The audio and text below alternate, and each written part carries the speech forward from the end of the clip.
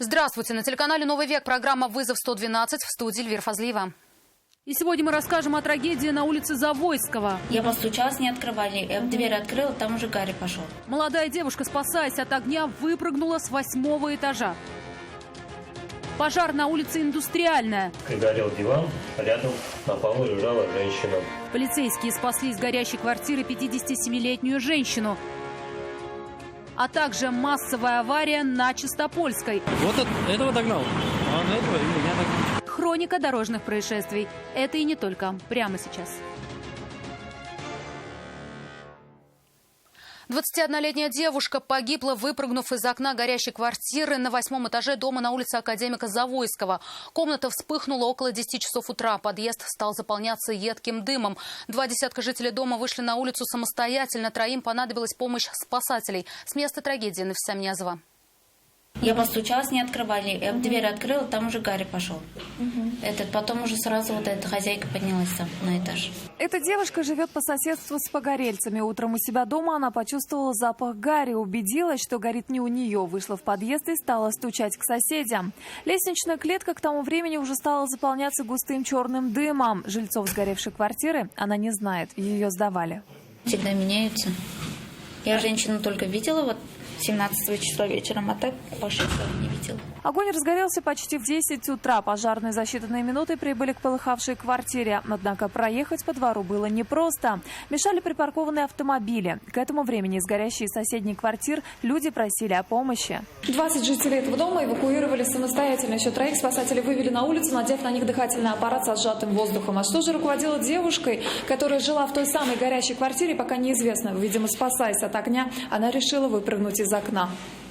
Травмы, полученные 21-летней девушкой после падения с 8-го этажа, оказались смертельными. Для установления всех обстоятельств полицейские задержали сожителя погибшей. Незадолго до возгорания он вышел из квартиры. На допросе он рассказал, что его не было дома минут 40, ходил в магазин.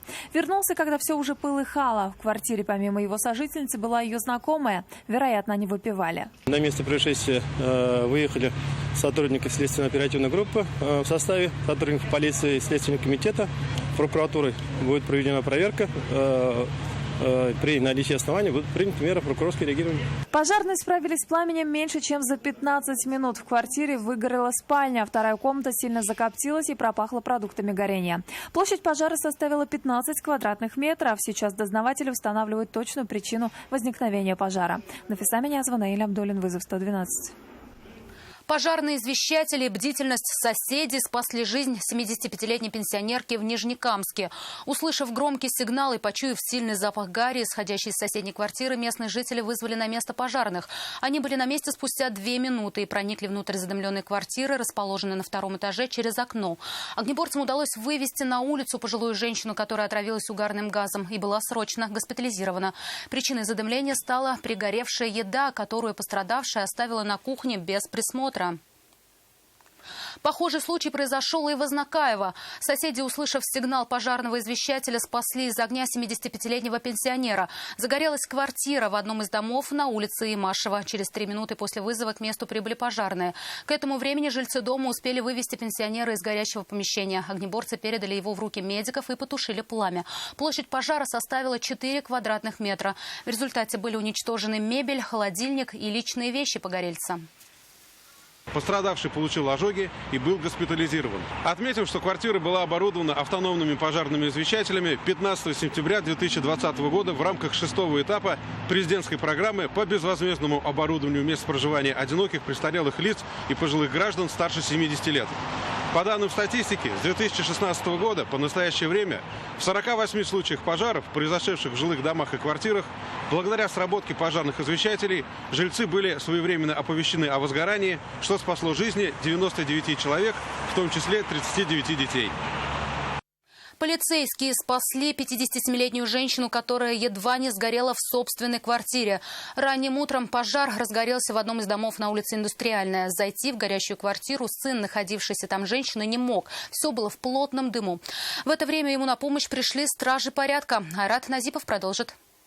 Соседка постучалась в дверь, я вышел, только дверь открыл как-то, и я здесь обнаружил дым. Сын пострадавшей женщины о пожаре в квартире матери узнал от соседей. Пытался войти в задымленное помещение, но ничего не вышло. На помощь пришли полицейские. Прикрыв лицо мокрой тряпкой, они пошли внутрь комнаты. Скоро не подъехал? И горел диван, рядом на полу лежала женщина. Я изначально вытащил ее сюда, после чего с напарником дальше протащили до подъезда. 57-летнюю женщину в бессознательном состоянии передали в руки медиков. Ее госпитализировали. Тем временем пожарные потушили пламя. По предварительным данным, причиной пожара стало неосторожное обращение с огнем при курении. Площадь возгорания составила 3 квадратных метра. Айрат Назипов, Нафиса Минязова, вызов 112. 56-летний рабочий погиб на одном из предприятий «Автограда». Мужчину затянуло в станок и провернуло несколько раз. По факту трагедии прокуратура проводит проверку. На место выехал прокурор Набережных Челнов Дмитрий Ерпелев. По предварительной информации, несчастный случай произошел по вине самого погибшего. По итогам надзорных мероприятий будут приняты меры реагирования. Наргизу Сибгатуллину, обвиняемую в убийстве своего 7-летнего сына и ранении его брата-близнеца, освободили от уголовной ответственности. Напомним, страшная трагедия произошла 1 марта этого года в одном из домов на улице Чистопольская. По версии следствия, женщина в своей квартире 3 раза ударила ножом в спину своего 7-летнего сына. Ранения оказались непроникающими, мальчик выжил. После этого она как минимум 9 раз ударила ножом в грудь и поясницу второго своего сына-близнеца. Он скончался на месте. Позднее она попыталась покончить с собой. Эксперты выявили у нее признаки хронического психического заболевания. Она не понимала, что делает, не осознает это до сих пор. В связи с этим суд направил женщину на принудительное лечение в специализированный стационар с интенсивным наблюдением. «Шевроле» въехал в прицеп «Митсубиси» на улице Академика Павлова. Судя по всему, водитель иномарки не соблюдал безопасную дистанцию. В происшествии никто не пострадал. Однако водители не могли отправиться в центр оформления ДТП, потому что не смогли определиться, кто же виновен в этой аварии. 7 автомобилей столкнулись на мосту на улице Чистопольская в вечерний час пик. Это 2 разные аварии, произошедшие в нескольких метрах друг от друга. Что стало причиной и почему именно в этом месте, пыталась выяснить Айгуль Бадрудинова. К месту происшествия стянулись как автоинспекторы, так и медики. Они не сразу поняли, кому нужна помощь. В правом ряду стояли 4 разбитых автомобиля, а в левом и чуть впереди еще 3. Это 2 разные аварии. Сперва БМВ и Рено Аркана остановились из-за затора. Позже в них врезался Nissan. Судя по всему, его водитель не соблюдал безопасную дистанцию и не смог вовремя затормозить перед стоящими впереди автомобилями. Автомобили получили серьезные повреждения, такие же еще у 4 легковушек, которые столкнулись по такому же сценарию. С той лишь разницей, что машины не стояли, а ехали. Вот этого догнал, а на этого меня догнал. Нет, обычно же, когда кто-то останавливается, так и собирается, а тут почему-то так резко выехал. Они все ровно ехали. В итоге никому из участников ДТП госпитализация не понадобилась. Виновника, как и в первом случае, долго искать не пришлось. Причина в обоих случаях – несоблюдение безопасной дистанции. Айгуль Бадрудинова, Айрат Назипов, Наиль Абдуллин. Вызов 112. На проспекте Имашева водитель Киа въехал в припаркованную иномарку той же модели, которую после удара отбросила на «Газель». В происшествии никто не пострадал. Больше всего досталось машине предполагаемого виновника ДТП. У иномарки была разбита передняя левая часть. Водитель Kia Rio не справился с управлением и врезался в столб этой ночью на проспекте Победы. Машина была сильно разбита. Прибывшие на место автоинспекторы рядом с автомобилем никого не застали. Они вызвали следственно-оперативную группу, чтобы снять отпечатки пальцев. Это поможет установить личность человека, сидевшего за рулем. А на проспекте Имашева не справился с управлением и врезался в столб водитель Volkswagen Golf.